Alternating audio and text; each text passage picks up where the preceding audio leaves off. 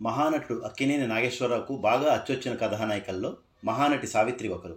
వీరిద్దరి కలయికలో వచ్చిన పలు విజయవంతమైన చిత్రాలు ప్రేక్షకులను అలరించాయి.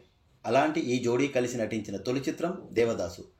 శరత్చంద్ర చటోపాధ్యాయ రచించిన దేవదాస్ నవలాధారంగా దేవదాసుని తెరకెక్కించారు దిగ్గజ దర్శకులు వేదాంతం రాఘవయ్య.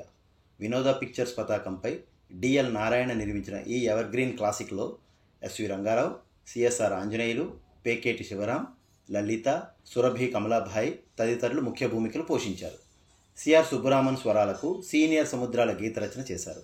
1953 జూన్ 26న విడుదలై ఘన విజయం సాధించిన Devadasu Vijayawada Lakshmi Talkies, Visakhapatnam Lakshmi Talkies, Kakinada Crown Talkies, Rajahmundry Ashok Mahal, Bandar Minerva Talkies, Tenali Ratna Talkies and Nellore Shesh Mahal ఈ కేంద్రాలలో శతదినోత్సవం జరుపుకుంది.